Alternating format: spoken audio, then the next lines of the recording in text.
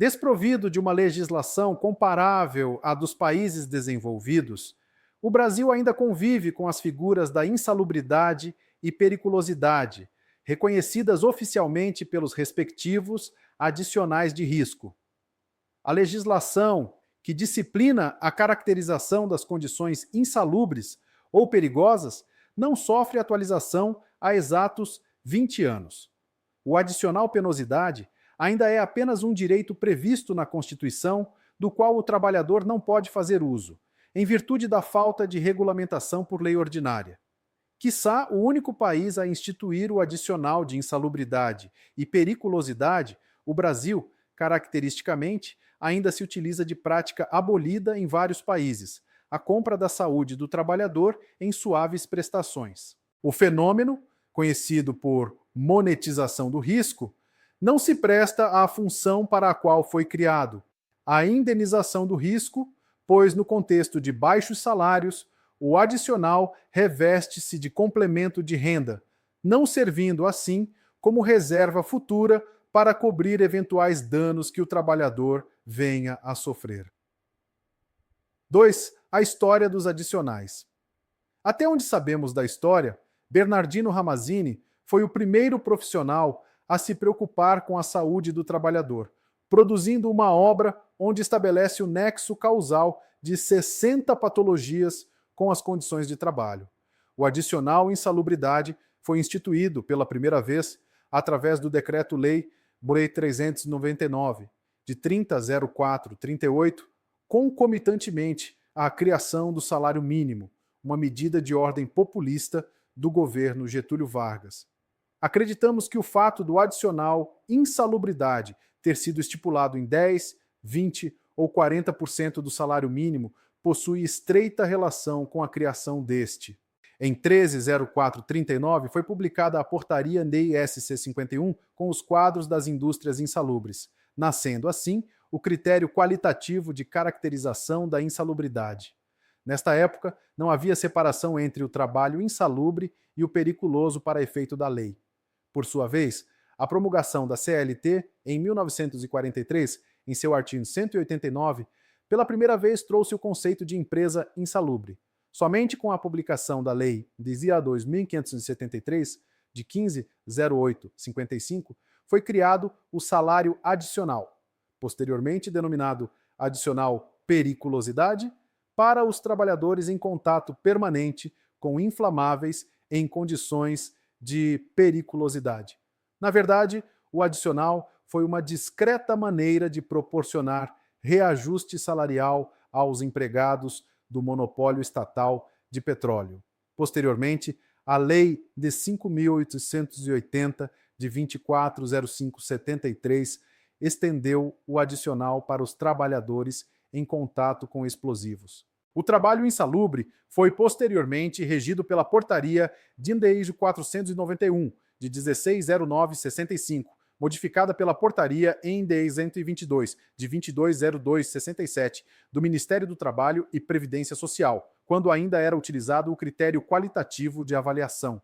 Finalmente, em 1978, a Portaria do MT-BNE 3.214 introduziu a avaliação quantitativa, estipulando limites de tolerância segundo a reinante tendência internacional. Os limites foram instituídos baseados em legislação internacional, especialmente a ACGIH.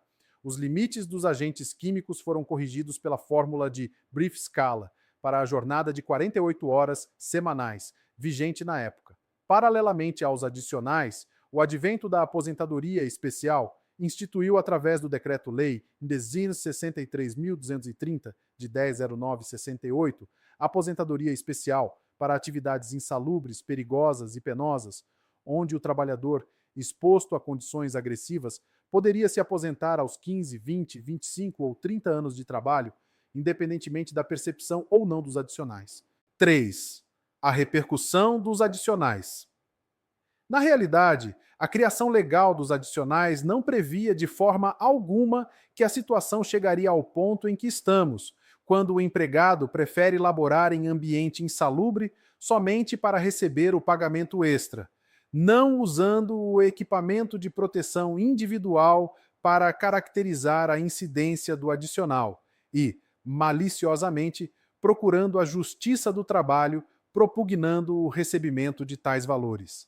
Segundo o eminente médico do trabalho, Dr. Diogo Pupo Nogueira, 1984-42, raciocinavam os adeptos dessa medida que esse pagamento teria duas utilidades. De um lado, aumentaria o salário dos trabalhadores, permitindo-lhes uma alimentação melhor, da qual resultariam melhores condições de defesa do organismo contra os agravos do trabalho. Por outro lado, constituiria em ônus a mais ao empregador que, para evitá-lo, procuraria melhorar as condições dos ambientes de trabalho. O que realmente aconteceu, todos já sabemos. O ônus imposto ao empregador foi tão irrisório que o impacto criado em seus custos foi irrelevante, de forma que era preferível pagar o adicional ao invés de promover a melhoria do meio ambiente laboral.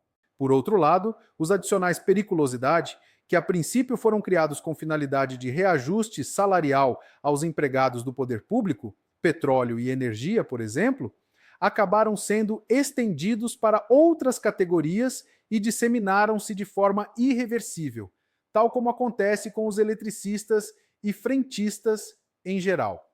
4. A legislação em vigor.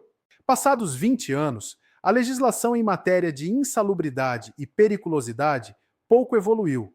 Somente alguns agentes tiveram seus limites de tolerância revistos e atualizados. Falta vontade política para corrigir tais defasagens, especialmente nas questões judiciais, onde é vedado o uso de legislação internacional, de forma que este expediente acaba por prejudicar uma das partes. O conhecimento da epidemiologia e toxicologia trouxe valiosas contribuições, modificando sensivelmente alguns limites de tolerância para maior ou para menor, conforme Vendrame, 1997, 113, 121, alguns agentes químicos apresentam diferenças de mais de 100% quando comparados com os limites atuais da ACGIH, corrigidos para uma jornada de 44 horas de trabalho semanal, conforme tabela a seguir. Agentes químicos. Limites do anexo. D11 da NR15 até 48 horas, semana. Limites da ACGA corrigidos para 44 horas semanais. Da ppm, MGM3, ppm, MGM3, ácido cianídrico, 8, 9, 8,8, 18,5, acrilonitrila, 16, 35, 1,8, 3,8, álcool furfurílico, 4,15,5, 8,8, 35,2, brometo de etila, 156, 6,95, 4,4, 19,4, 1,3 butadieno, 780, 1,720, 1,8, 3,9, cloreto de etila, 780, 2030, 88,0, 232,3, cloreto de vinila, 156, 3,98, 4,4, 11,4, 1 cloro, 1 nitropropano, 16, 78, 1,8, 8,8, 1,1 de metilhidrazina, 0,4, 0,8, 0,0, 0,0, óxido de etileno, 39, 70, 0,9, 1,6. Compartilhamos do consenso de que os limites de tolerância não são fronteiras entre a exposição segura e perigosa. No entanto, à luz da ciência, tais valores nos trazem, ao menos, uma magnitude de segurança. A migração da caracterização qualitativa para quantitativa foi um enorme avanço, sendo interessante novamente citar as palavras do Dr. Diogo Pupo Nogueira, 1984-44. Abandonou-se a prática totalmente anticientífica de avaliar-se a insalubridade por critérios meramente quantitativos, passando-se à necessidade de medição instrumental de agentes mecânicos, físicos e químicos, de doenças profissionais, iniciando-se dessa forma a fase científica da avaliação da insalubridade há tanto tempo já vigentes em países mais adiantados industrialmente. Porém, divergindo das opiniões e ainda mostrando uma preocupação diferente, Rebouças et al., 1989-81, afirmam que cabe ao movimento sindical ter como preocupação básica a luta pela saúde do trabalho, lutar pelo restabelecimento da identificação qualitativa de insalubridade. 5. A atuação sindical. Percebemos que o movimento sindical, ainda como forma de ampliar a renda do trabalhador, faz questão da inclusão em pauta de negociação do adicional de insalubridade ou periculosidade. Nas célebres palavras de Oliveira, 1996, 113, a luta, na realidade, tem sido para o direito ao adicional e não o direito à saúde. O adicional que foi instituído como sanção, lamentavelmente, tornou-se o preceito. Aliás, não se dissocia a negociação dos pedidos de adicionais. Prova disso são as palavras do ilustre Amaury Mascaro Nascimento, 1998, 124. A negociação visa suprir a insuficiência do contrato individual de trabalho, não sendo essa, no entanto, a sua única finalidade, né? Cumpre uma principal função.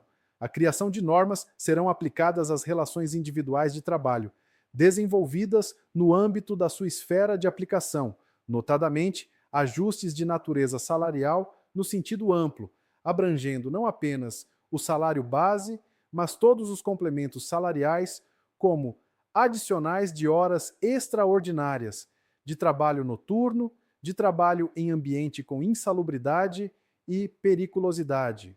E uma vez mais, são oportunas as palavras do ilustre mestre Diogo Pupo Nogueira, 1984-43.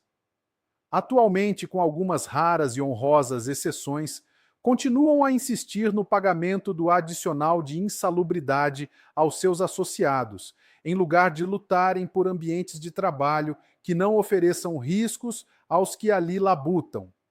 Tal modo de pensar tem mesmo levado determinados sindicatos a recomendarem aos seus associados o não uso de equipamentos de proteção individual, fornecidos gratuitamente pelos empregadores para neutralizar a insalubridade existente, para que, com isso, possam receber o adicional de insalubridade.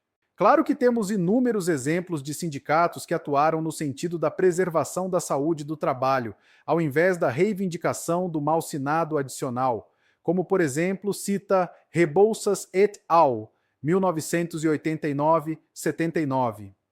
A luta do Sindicato dos Metalúrgicos de Santos contra a exposição ao benzeno na Cosipa, 1984-1987, do Sindicato dos Químicos de São Paulo, com relação à exposição do disulfeto de carbono na nitroquímica, 1986-1987, do Sindicato dos Aeronautas pelo alojamento individual aos comissários de bordo, 1984, do Sindicato dos Químicos do ABC contra a intoxicação do chumbo na ferro-enamel, 1984, a intoxicação por BHC na indústria Matarazzo, 1985, a contaminação por mercúrio na eletrocloro, 1987, do Sindicato dos Ceramistas de Jundiaí contra a aspiração de poeiras de sílica e silicose, 1980-1985, da Federação e Sindicato dos Bancários de São Paulo Campinas, Mato Grosso e Mato Grosso do Sul contra o processo de parcelamento e automação, 1984-96, do Sindicato dos 6,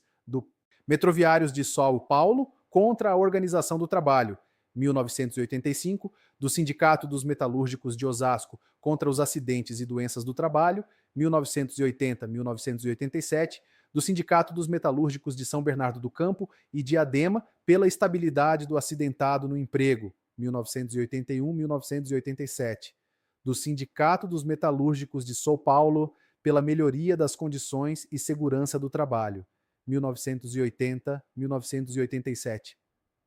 6. O adicional penosidade. É interessante notar que existem vários outros fatores e situações de trabalho insalubre, particularmente em função da organização do trabalho, que não estão contemplados pela legislação. A monotonia, repetição, ritmo excessivo, turnos, relacionamento com chefia imediata e cobranças são vários aspectos que agem diretamente sobre o bem-estar do trabalhador, como oportunamente coloca a Dr. Edith Seligman Silva, Silva in Rocha et al., 1993, 6 e 13. Existem tarefas que, por sua natureza e conteúdo, envolvem a esfera psicoafetiva. Os exemplos poderiam ser numerosos. Lembremos as situações que envolvem riscos para a própria vida ou integridade física, as que exigem permanente e intenso autocontrole emocional, as que implicam em elevadas responsabilidades com vidas humanas, com valores vultuosos ou com a própria continuidade da produção. O adicional penosidade, apesar de expressamente declarado como direito do trabalhador na atual Constituição, ainda carece de regulamentação por lei ordinária. No entanto, a previsão de aposentadoria especial para trabalhos penosos já era consignada pela Lei nº 3.807, de 260860, a exemplo dos mineiros, professores e motoristas. Em nossa conceituação, as atividades penosas são aquelas que implicam o desgaste anormal e envelhecimento precoce do trabalhador, cabendo, nestes casos, indenização pelos danos sofridos pelo obreiro. Mais do que os adicionais de insalubridade e periculosidade, que compram a vida do trabalhador em prestações, entretanto, tais condições poderiam ser neutralizadas ou minimizadas, desde que a empresa tivesse interesse. No caso da penosidade, a situação é inerente ao trabalho, e somente em algumas situações a intervenção técnica poderia minimizar a agressão ao trabalhador. O conceito de saúde emanado pela Organização Mundial de Saúde prescreve um conceito lato, não somente se referindo ao plano físico, mas incluindo também o mental e social. E são exatamente estas parcelas que sempre estiveram exclusas do conceito de saúde do trabalhador, especificamente onde o adicional penosidade estaria incidindo, cobrindo esta lacuna. Na verdade, sucede uma inversão de valores, pois a existência dos adicionais de insalubridade e periculosidade incita o empregador a cada vez investir menos na melhoria das condições de trabalho. Por outro lado, a inexistência do adicional penosidade desamparara o trabalhador, não remunerando ou indenizando este por danos sofridos em virtude de trabalhos peculiares. Em sua obra, o Dr. Sebastião Geraldo de Oliveira, 1996, 148 e 149, Juiz do Trabalho em Belo Horizonte, nos traz uma compilação de 3 projetos de lei para a regulamentação do trabalho penoso. O projeto número 1015 de 1988, apresentado pelo deputado federal Paulo Paim, indica: serão consideradas atividades penosas aquelas que, por sua natureza, condições ou métodos de trabalho exijam dos empregados esforços e condicionamentos físicos, concentração excessiva, atenção permanente, isolamento e imutabilidade da tarefa desempenhada em níveis acima dos limites de tolerância fixados em razão da natureza e da intensidade do trabalho a que estão submetidos. O projeto de lei I-808, de 1989, apresentado pelo deputado federal Paes Landim, aponta: atividade penosa é aquela que, em razão de sua natureza ou da intensidade como que é exercida, exige do empregado esforço fatigante, capaz de diminuir-lhe significativamente a resistência física ou produção intelectual. Já o projeto de lei 2168, de 1989, apresentado por Daso Coimbra, prevê: são atividades penosas quando demandem esforço físico estafante ou superior ao normal, exijam uma atenção contínua e permanente ou resultem em desgaste mental ou estresse. 7. Conclusão. A nosso ver, se você gostou deste vídeo, inscreva-se no nosso canal, deixe seu like, compartilhe e comente. E claro, segue a gente também nas redes sociais vizinhas para continuarmos trazendo conteúdos como este. Até a próxima!